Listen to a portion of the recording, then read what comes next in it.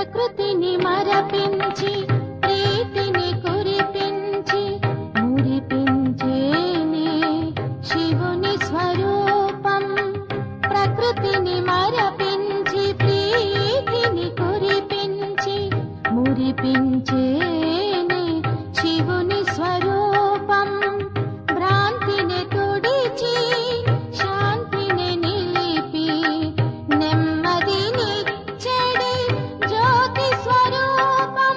జ్ఞానయోగాల శక్తితో నేడు నిందని మనసు నిందని ఆశలే లేని మోహమే రాని ప్రీతియే మనల మిగులని జ్ఞాన చింతనతో శివుడినే తలచి వెలగని జ్యోతి వెలగని జ్ఞాన చింతనతో శివుడినే తలచి వెలగని జ్యోతి వెలగని శాంతిని స్థాపన చేయవచ్చెనుగా. శివుడేలే ఆ శివుడేలే ఈ నేలకు మానవుని దేవతగా మార్చునుగా. శాంతిని స్థాపన చేయవచ్చెనుగా. శివుడేలే ఆ శివుడేలే ఈ నేలకు శివుడేలే ఆ శివుడేలే ఈ నేలకు.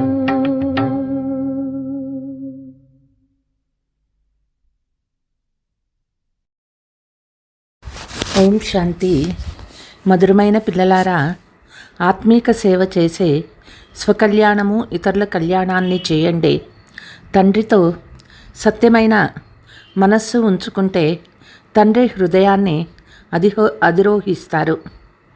ప్రశ్న: ఆత్మాభిమానిగా అయ్యేందుకు ఎవరు శ్రమ చేయగలరు? ఆత్మాభిమానుల గుర్తులు వినిపించండి. జవాబు: ఎవరికైతే చదువుపై తండ్రిపై అఖండమైన ప్రీతి ఉందో వారు ఆత్మాభిమానిగా అయ్యే శ్రమ చేయగలరు. వారు శీతలంగా ఉంటారు. ఎవరితోనూ ఎక్కువగా మాట్లాడరు. వారికి తండ్రిపై ప్రేమ ఉంటుంది. నడవడిక చాలా రాయల్గా ఉంటాయి. మమ్మల్ని భగవంతుడు చదివిస్తూ ఉన్నారు, మేము వారి పిల్లలము అనే నష ఉంటుంది. వారు సుఖదాయిగా ఉంటారు. ప్రతి అడుగు శ్రీమతానుసారమే చేస్తారు. ఓం శాంతి. పిల్లలు సేవా సమాచారాన్ని కూడా వినాలి. ముఖ్యమైనది, ఏ మహారథి సేవాదారి పిల్లలుగా ఉంటారో వారు సలహాలు ఇవ్వాలి. మేళా లేక ప్రదర్శనీల ప్రారంభోత్సవం ఎవరి ద్వారా చేయించాలి, వారికి ఏ ఏ పాయింట్లు వినిపించాలి అని సర్వీస్ఫుల్ పిల్లలకే విచారసాగర మతనం నడుస్తుంది. బాబాకు తెలుసు, ఒకవేళ శంకరాచార్యులు మొదలైన వారు మీ ఈ మాటలను అర్థం చేసుకుంటే ఇక్కడి జ్ఞానం చాలా శ్రేష్టమైనదని, వీరిని చదివించేవారు ఎవరో చాలా గొప్పవారిగా కనిపిస్తారని అర్థం చేసుకుంటారు. అయితే భగవంతుడు చదివిస్తున్నారని వారు ఒప్పుకోరు. కనుక ప్రదర్శని మొదలైనవి ప్రారంభం చేసేందుకు ఎవరు వస్తారో వారికి ఏమేమి అర్థం చేయిస్తారో ఆ సమాచారాన్ని అందరికీ తెలియచేయాలి. లేకుంటే టేపులో రికార్డు చేయాలి. గంగేదాది శంకరాచార్యులకు అర్థం చేయించింది కదా. అలాంటి సేవాదారి పిల్లలు తండ్రి హృదయంలో అధిరోహిస్తారు. స్థూలమైన సేవ కూడా ఉంది. కానీ బాబా ధ్యాస అనేక మందికి కళ్యాణం జరిగే ఆత్మీక సర్వీస్ పైకే వెళ్తుంది.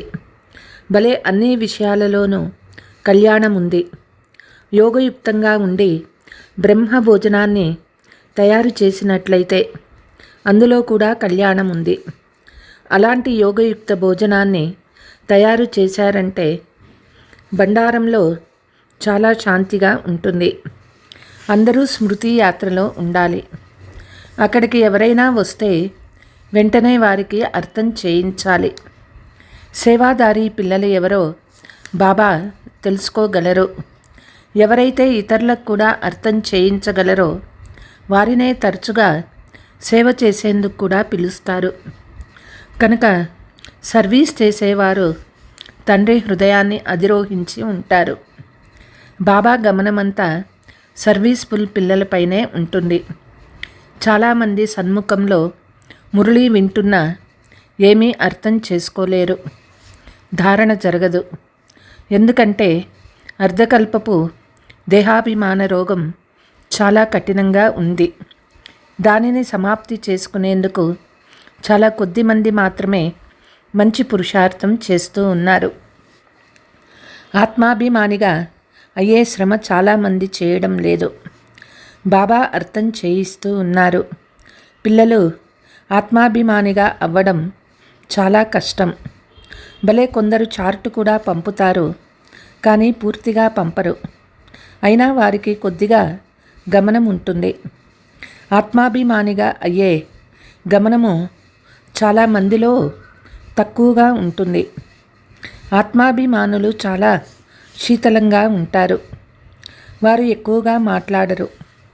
వారికి తండ్రిపై ఎంత ప్రేమ ఉంటుందంటే చెప్పలేము. ఎప్పుడూ ఏ మనిషికి లేనంతగా ఆత్మకు ఖుషి ఉండాలి. లక్ష్మీనారాయణకు జ్ఞానం లేదు. భగవంతుడు చదివించే పిల్లలైన మీకు మాత్రమే ఈ జ్ఞానం ఉంది. భగవంతుడే మమ్మల్ని చదివిస్తున్నారనే నశ మీలో ఏ ఒక్కరిద్దరికి మాత్రమే ఉంటుంది. ఆ నశ ఉంటే తండ్రి స్మృతిలు ఉంటారు. వారిని ఆత్మాభిమానులని అంటారు. కానీ ఆ నశ ఉండదు. స్మృతిలో ఉండేవారు నడవడికలు చాలా రాయల్గా ఉంటాయి. మేం భగవంతుని పిల్లలమనే నశ ఉంటుంది. కనుకనే ఎవరు ఆత్మాభిమానులై తండ్రిని స్మృతి చేస్తారో వారికి అతీంద్రియ సుఖం ఉంటుంది. అందుకే అతీంద్రియ సుఖం గురించి ఆ గోపగోపికల్నే అడగండి. గాయనం కూడా ఉంది. స్మృతి చేయకుంటే బాబా హృదయాన్ని అధిరోహించలేరు. శివబాబా హృదయంలో లేకుంటే దాదా హృదయంలో కూడా ఉండరు. వారి హృదయంలో ఉంటే తప్పకుండా వీరి హృదయంలో కూడా ఉంటారు. తండ్రికి ప్రతి ఒక్కరిని గురించి తెలుసు. తాము ఎంత సర్వీస్ చేస్తూ ఉన్నారో స్వయం పిల్లలకు కూడా తెలుసు. సర్వీస్ చేయాలనే ఆసక్తి పిల్లలలో చాలా ఉండాలి. కొంతమందికి సేవా కేంద్రాలను స్థాపించే ఆసక్తి కూడా ఉంటుంది. కొందరికి చిత్రాలను తయారు చేసే ఆసక్తి ఉంటుంది. నాకు జ్ఞాని ఆత్మలైన పిల్లలు ప్రియంగా అనిపిస్తారని తండ్రి కూడా అంటారు. వారు తండ్రి స్మృతిలో కూడా ఉంటారు. సేవ చేసేందుకు పరితపిస్తూ ఉంటారు. కొందరు ఏమాత్రమూ సేవ చేయరు. తండ్రి చెప్పేది కూడా వినరు. ఎవరు ఎక్కడ సర్వీస్ చేయాలో తండ్రికి తెలుసు కదా. కానీ దేహాభిమానం కారణంగా తమ మతానుసారము నడుస్తారు. కాబట్టి బాబా హృదయంలో స్థానాన్ని పొందలేరు. అజ్ఞాన కాలంలో కూడా ఎవరైనా పిల్లలు చెడు నడవడిక గలవారిగా ఉంటే వారికి తండ్రి హృదయంలో స్థానం ఉండదు. వారిని వంశనాశకులైన పిల్లలుగా భావిస్తారు. సాంగత్య దోషం వల్ల పాడవుతారు. ఇక్కడ కూడా ఎవరు సర్వీస్ చేస్తారో వారే తండ్రికి ప్రియంగా అనిపిస్తారు. ఎవరు సర్వీస్ చేయరో వారిని తండ్రి ప్రేమించరు. అదృష్టం అనుసారంగానే చదువుకుంటారని భావిస్తారు. అయినా ప్రేమ ఎవరిపైన ఉంటుంది? అది నియమం కదా. మంచి పిల్లలను చాలా ప్రేమగా పిలుస్తారు. మీరు చాలా సుఖదాయకులు, మీరు తండ్రికి స్నేహితులు అని అంటారు. ఎవరు బాబాని స్మృతి చేయరో వారిని తండ్రి స్నేహితులని అనరు. దాదాకు స్నేహితులుగా అవ్వరాదు. తండ్రికి అంటే శివబాబాకు స్నేహితులుగా అవ్వాలి. ఎవరైతే శివబాబాకు స్నేహితులుగా అవుతారో వారు మాట మంచి చాలా మధురంగా సుందరంగా ఉంటుంది.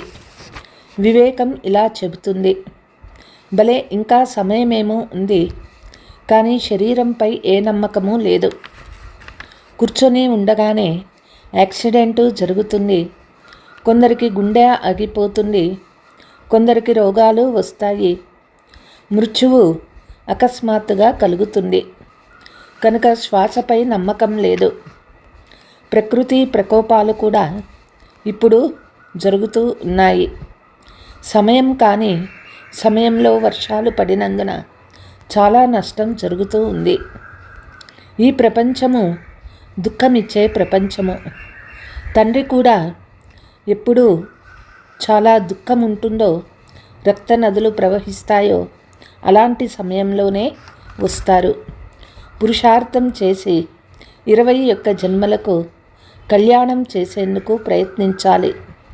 చాలామందిలో తమ కళ్యాణాన్ని చేసుకోవాలనే చింత కూడా కనిపించదు. బాబా ఇక్కడ కూర్చొని మురళి వినిపించినప్పటికీ వారి బుద్ధి సేవాదారి పిల్లల వైపే ఉంటుంది. ఇప్పుడు శంకరాచార్యులను ప్రదర్శనకి పిలిచారు. వీరు సాధారణంగా ఎక్కడికి వెళ్ళరు, చాలా అహంభావంలో ఉంటారు. కనుక వారికి గౌరవం ఇవ్వవలసి ఉంటుంది. పైన సింహాసనంపై కూర్చోండబెట్టవలసి ఉంటుంది. వారందరి జతలో కూర్చుంటారని అనుకోకండి. వారికి చాలా గౌరవం కావాలి. నిరహంకారులుగా ఉంటే వెండి సింహాసనం మొదలైనవి వదిలి ఉండేవారు. తండ్రి ఎంత సాధారణంగా ఉంటారో చూడండి. వారిని గూర్చి ఎవ్వరికీ తెలియదు. పిల్లలైన మీలో కూడా కొద్దిమందికి మాత్రమే తెలుసు తండ్రి ఎంత నిరహంకారులు. ఇది తండ్రి పిల్లల సంబంధం కదా. లౌకిక తండ్రి పిల్లల జతలో ఉంటారు, తింటారు, తినిపిస్తారు. అనంతమైన తండ్రి కూడా అలాగే. సన్యాసులు మొదలైన వారికి తండ్రి ప్రేమ లభించదు. కల్పకల్పము మనకు అనంతమైన తండ్రి ప్రేమ లభిస్తుందని మీకు తెలుసు. పుష్పాలుగా తయారు చేసేందుకు తండ్రి చాలా శ్రమ చేస్తారు. అయితే డ్రామా అనుసారంగా అందరూ పువ్వులుగా అవ్వలేరు. ఈరోజు చాలా బాగుంటారు, రేపు వికారులుగా అయిపోతారు. తండ్రి చెప్తూ ఉన్నారు, అదృష్టంలో లేకుంటే ఏం చేయగలరు. చాలామంది నడవడికలు చాలా అసహ్యంగా ఉంటాయి, ఆజ్ఞను ఉల్లంఘిస్తారు. ఈశ్వరుని మతంపై కూడా నడవలేదంటే వారి స్థితి ఎలా ఉంటుంది? ఉన్నతోన్నతమైన తండ్రి ఒక్కరే, అంతకంటే ఉన్నతమైన వారెవ్వరూ లేరు. తర్వాత దేవతల చిత్రంలో చూసినట్లయితే లక్ష్మీనారాయణలే ఉన్నతోన్నతమైన వారు. కానీ వారిని అలా తయారు చేసిందెవరో మనుషులకి తెలియదు. తండ్రి కూర్చొని పిల్లలైన మీకు రచయిత రచనా జ్ఞానం అర్థం చేయిస్తూ ఉన్నారు. మీకు మీ శాంతిధామము సుఖధామాలే జ్ఞాపకం వస్తాయి. సర్వీస్ చేసే వారి పేర్లు జ్ఞాపకం ఉంటాయి. ఎవరు బాబాకి ఆజ్ఞాకారి పిల్లలుగా ఉంటారో మనస్సు తప్పకుండా వారి వైపుకే వెళ్తుంది. బేహద్దు తండ్రి ఒక్కసారి మాత్రమే వస్తారు. అలౌకిక తండ్రి జనం జన్మాంతరాలకు వస్తారు, లభిస్తారు. సత్యయుగంలో కూడా లభిస్తారు. కానీ అక్కడ ఈ తండ్రి లభించరు. ఇప్పటి చదువు ద్వారానే మీరు ఈ పదవిని పొందుతారు. తండ్రి నుండి నూతన ప్రపంచం పొందేందుకు చదువుతున్నామని పిల్లలు మీకు మాత్రమే తెలుసు. ఇది బుద్ధిలో జ్ఞాపకం ఉండాలి. చాలా సహజమైనది. తండ్రి ఆట ఆడుతున్నారనుకోండి. అకస్మాత్తుగా ఎవరైనా వచ్చినట్లయితే బాబా తక్షణం అక్కడే వారికి జ్ఞానం ఇవ్వడం ప్రారంభిస్తారు. బేహద్దు తండ్రి గురించి తెలుసా? తండ్రి పాత ప్రపంచాన్ని కొత్తదిగా చేసేందుకు వచ్చారు. రాజయోగాన్ని నేర్పిస్తారు. భారత్వాసులకే నేర్పించాలి. భారతదేశమే స్వర్గంగా ఉండేది. అక్కడ దేవీ దేవత రాజ్యం ఉండేది. ఇప్పుడు ఇది నరకంగా ఉంది. నరకం నుండి మళ్ళీ స్వర్గంగా తండ్రి ఒక్కరు మాత్రమే చేస్తారు. ఇలాంటి ముఖ్యమైన విషయాలు గుర్తుంచుకొని ఎవరైనా వచ్చినప్పుడు వారికి అర్థం చేయిస్తే చాలా సంతోషిస్తారు. కేవలం తండ్రి వచ్చి ఉన్నారు అని చెప్పండి. గీతలో గాయనం చేయబడిన మహాభారత యుద్ధం ఇదే. గీతా భగవాను వచ్చారు, గీతను వినిపించారు. ఎందుకు? మనుషుల్ని దేవతలుగా తయారు చేసేందుకు. కేవలం తండ్రినైన నన్ను, ఆస్తిని స్మృతి చేయండి అని తండ్రి చెప్తారు. ఇది దుఃఖధామము. ఇంత మాత్రం స్మృతి ఉన్నా సంతోషంగా ఉంటారు. ఆత్మలమైన మనము బాబా జతలో శాంతిధామానికి వెళ్ళేవారము. మళ్ళీ అక్కడ నుండి పాత్రాభినయనం చేసేందుకు మొట్టమొదట సుఖధామంలోకి వస్తాము. ఎలా కాలేజీలో చదివేటప్పుడు మేము ఈ చదువు చదివి తర్వాత ఇలా అవుతామని భావిస్తారు. బ్యారిస్టర్ అవుతాము, లేక పోలీస్ సూపరింటెండెంట్ అవుతాము, ఇంత ధన సంపాదిస్తామని అనుకుంటారు. సంతోషం పాదరసమెట్టం ఎక్కి ఉంటుంది. పిల్లలు మీకు కూడా ఈ సంతోషం ఉండాలి. మేము బేహద్దు తండ్రి ద్వారా ఆస్తిని పొందుతాము, తర్వాత స్వర్గంలో భవనాలను పోగొట్టుకుంటామని రోజంతా బుద్ధిలో ఉంటే సంతోషం కూడా ఉంటుంది. తమ కళ్యాణాన్ని, ఇతరుల కళ్యాణాన్ని కూడా చేయాలి. ఏ పిల్లల వద్ద జ్ఞాన ధనము ఉందో వారి కర్తవ్యం దానం చేయడం. ఒకవేళ ధనం ఉండి కూడా దానం చేయకుంటే వారిని దురదృష్టవంతులని అంటారు. వారి వద్ద ధనమున్నా లేనట్లే. ధనం ఉంటే దానం తప్పకుండా చేయాలి. మంచి మంచి మహారథి పిల్లలు సదా బాబా హృదయంలో ఉంటారు. వీరు బహుశా పడిపోతారేమో అని కొందరి గురించి ఆలోచన కలుగుతుంది. పరిస్థితులు అట్లా ఉన్నాయి.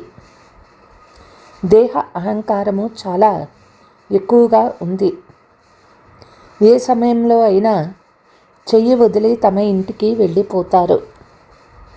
మురళిని చాలా బాగా చెప్పగలరు, కానీ దేహాభిమానం చాలా ఉన్నది.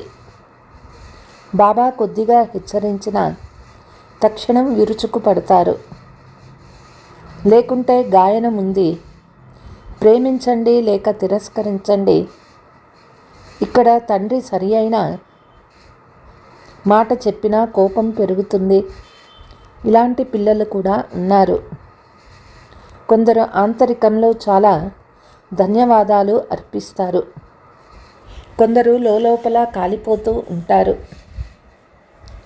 మాయ వల్ల దేహాభిమానం చాలా ఎక్కువగా ఉంది. అసలు మురళిని ఏమాత్రమూ వినని పిల్లలు ఉన్నారు.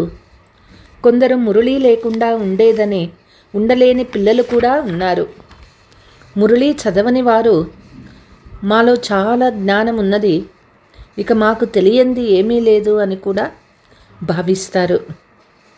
ఎక్కడ శంకరాచార్యులు మొదలైన వారు ప్రదర్శనకి వస్తారో, సర్వీస్ బాగా జరుగుతుందో ఆ సమాచారాన్ని అందరికీ పంపాలి. దానివల్ల ఎలా సర్వీస్ జరిగిందో అందరికీ తెలుస్తుంది. వారు కూడా నేర్చుకుంటారు. ఇలాంటి సర్వీస్ చేసేందుకు ఎవరికి సంకల్పం వస్తుందో వారినే బాబా సేవాదారి పిల్లలుగా భావిస్తారు. సర్వీస్లో ఎప్పుడూ అలసిపోరాదు. అనేక మంది కళ్యాణం చేయాలి కదా. అందరికీ ఈ జ్ఞానం లభించాలి, పిల్లల ఉన్నతి కూడా జరగాలి అని బాబాకు తపన ఉంటుంది. ఆత్మీక సర్వీసు ముఖ్యమైనదని రోజూ మురళిలో తెలియచేస్తూ అర్థం చేయించండి. వీరు లక్ష్మీనారాయణులుగా ఎలా అయ్యారు, తర్వాత వీరు ఎక్కడికి వెళ్ళారు, ఎలా రాధ్య భాగ్యాన్ని పొందుకున్నారు. వెళ్ళి మందిర ద్వారం వద్ద కూర్చోండి. ఎవరైనా వచ్చినట్లయితే ఈ లక్ష్మీనారాయణులు ఎవరు, భారతదేశంలో వీళ్ళ రాజ్యం ఎప్పుడు ఉండేది అని అడగండి. హనుమంతుడు కూడా చెప్పుల వద్ద కూర్చునేవాడు అని అంటారు కదా, దానికి కూడా రహస్యం ఉంది కదా. జాలి కలుగుతుంది. సర్వీస్ చేసే యుక్తులు బాబా చాలా తెలియచేస్తారు, కానీ వాటిని చాలా కొద్ది మంది మాత్రమే కష్టంతో అమలులోకి తెస్తారు. సర్వీస్ చాలా ఉంది, అందులోకి ఊతకర్రగా అవ్వాలి. ఎవరు సర్వీస్ చేయరో వారి బుద్ధి స్వచ్ఛంగా ఉండదు, కనుక ధారణ జరగదు. లేకుంటే సర్వీస్ చాలా సహజము. మీరు ఈ జ్ఞానరత్నాలను దానం చేస్తూ ఉన్నారు. ఎవరైనా శ్రీమంతులు వచ్చినట్లయితే మేము మీకు ఈ బహుమానం ఇస్తాము, దీని అర్థం కూడా మీకు తెలియచేస్తాము అని చెప్పండి. ఈ బ్యాడ్జిల్ అంటే బాబాకు చాలా గౌరవం ఉంది. వేరే ఎవరికి అంత గౌరవం లేదు. ఇందులో చాలా జ్ఞానం నిండి ఉంది, కానీ ఎవరి భాగ్యంలోనైనా లేకుంటే బాబా కూడా ఏమి చేయగలరు. బాబాను చదువును వదలడం ఇది అతిపెద్ద ఆత్మహత్య. బాబా వారిగా అయ్యి మరలా వదిలివేయడం ఇలాంటి మహాపాపం వేరేది ఉండదు. అలాంటి దౌర్భాగ్యులు ఎవ్వరూ ఉండరు. పిల్లలు శ్రీమతానుసారం నడవాలి కదా. మేము విశ్వాధికారులుగా అయ్యేవారమని మీ బుద్ధిలో ఉన్నది. ఇది తక్కువ మాటేమీ కాదు. స్మృతి చేసినట్లయితే ఖుషి కూడా ఉంటుంది. స్మృతి చేయకుంటే పాపాలు భస్మం కావు. దత్తు వచ్చారు కనుక సంతోషం పెరగాలి. మాయ చాలా విఘ్నాలు కలుగచేస్తుంది. కచ్చాగా ఉన్నవారిని పడేస్తుంది. ఎవరు తండ్రి శ్రీమతాన్ని తీసుకోరో వారు ఏ పదవి పొందుతారు? కొద్దిగా తీసుకుంటే అలాంటి తేలిక పదవినే పొందుతారు. చాలా బాగా మతాన్ని తీసుకుంటే ఉన్నత పదవిని పొందుతారు. బేహద్దు రాజధాని స్థాపన అవుతూ ఉంది. ఇందులో ఖర్చు మొదలైన మాట కూడా లేదు. కుమారీలు వస్తారు, నేర్చుకొని అనేక మందిని తమ సమానంగా తయారు చేస్తారు. ఇందులో ఫీజు మొదలైన వాటి మాట లేదు. తండ్రి చెప్తారు, మీకు స్వర్గ సామ్రాజ్యాన్ని ఇస్తాను, నేను స్వర్గంలోకి కూడా రాను. శివబాబా దాత కదా, ఆయనకు ఖర్చులు ఏమిస్తారు? వీరు సర్వస్వాన్ని వారికి ఇచ్చేశారు, వారసునిగా చేసుకున్నారు. ప్రతిఫలంగా రాజ్యం లభిస్తుంది కదా. ఇతను మొట్టమొదటి ఉదాహరణ. పూర్తి విశ్వంపై స్వర్గస్థాపన జరుగుతుంది. పైసా కూడా ఖర్చు కాదు. అచ్చా, मीठे मीठे सिकीलते बच्चों प्रति मात पिता बाप दादा का याद प्यार और गुड मॉर्निंग. रूहानी बाप की रूहानी बच्चों को नमस्ते. हम रूहानी बच्चों की रूहानी मात पिता बाप दादा को याद प्यार गुड मॉर्निंग नमस्ते नमस्ते. ధారణ: పితా స్నేహిలుగా అయ్యేందుకు చాలా సుఖదాయిగా అవ్వాలి. మీ మాట మంచి చాలా మధురంగా రాయల్గా ఉండాలి. సేవాదారులుగా అవ్వాలి. నిరహంకారులుగా అయ్యి సేవ చేయాలి. చదువును తండ్రిని వదిలి ఎప్పుడూ జీవహత్య చేసుకొని మహాపాపులుగా అవ్వరాదు. ముఖ్యమైనది ఆత్మీక సేవ. ఈ సర్వీసులో ఎప్పుడూ అలసిపోరాదు. జ్ఞానరత్నాలను దానం చెయ్యాలి. దురదృష్టవంతులుగా అవ్వరాదు.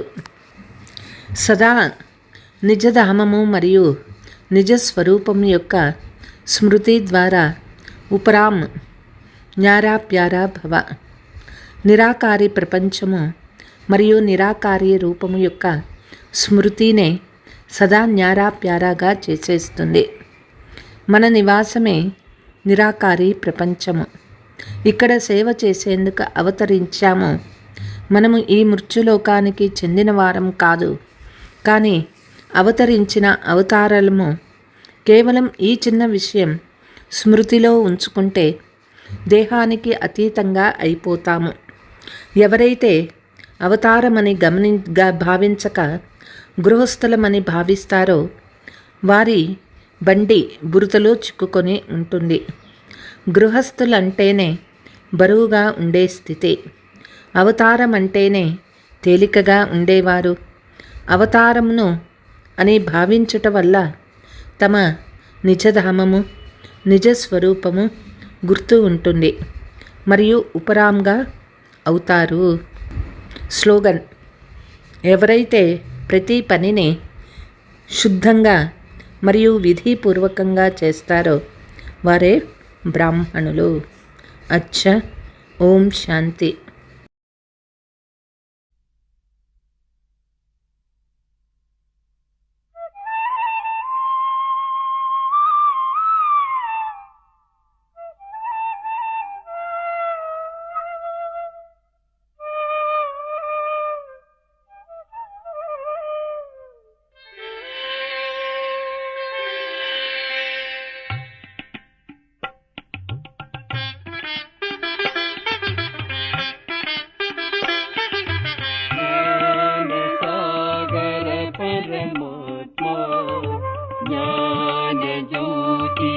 परमात्मा ज्ञान सागर परमात्मा ज्ञान ज्योति परमात्मा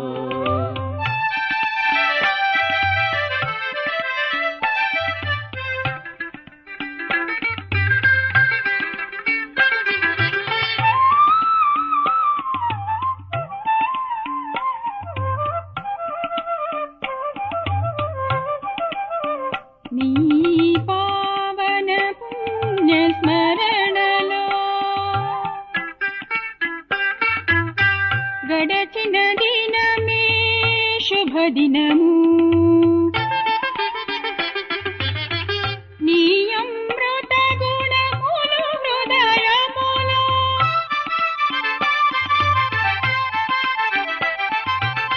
తలచిన రోజే శుభదినము.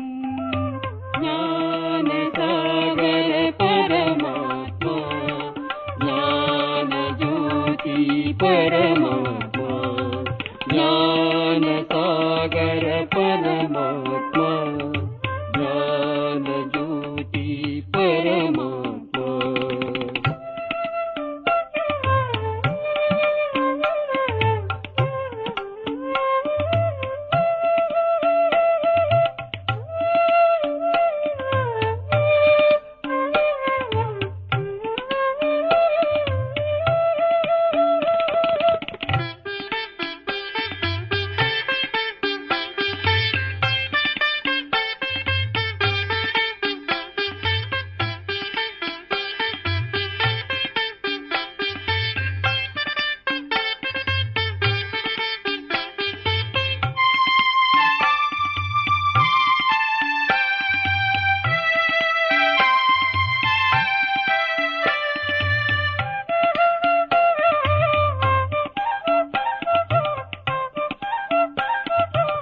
సృష్టి చక్ర జ్ఞానాన్ని తెలిపి సృష్టికి చక్రవర్తిని చేయుచున్నావు.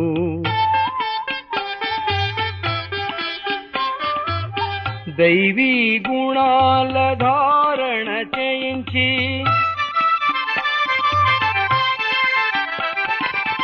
పురుషోత్తములుగా చేయుచున్నావు.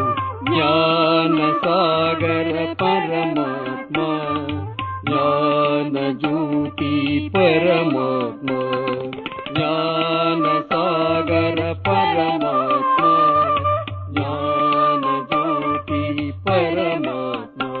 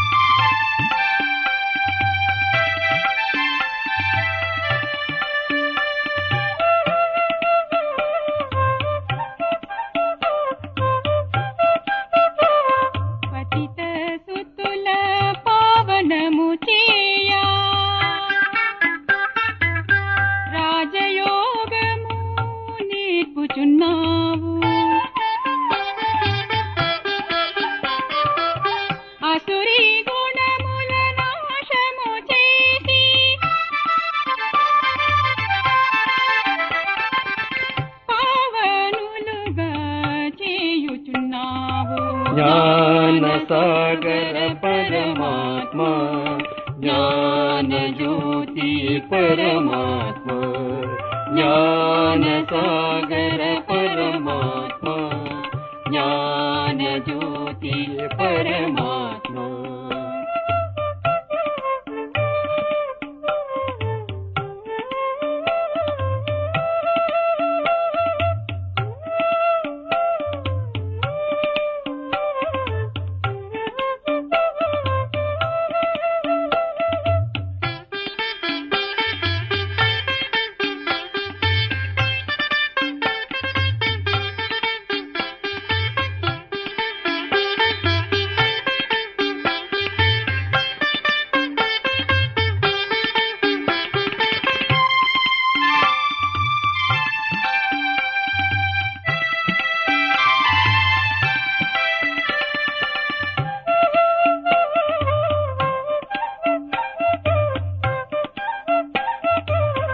అంతిమ వేళలో నీ సందేశము బ్రహ్మ సంతానము తెలిపెదరు.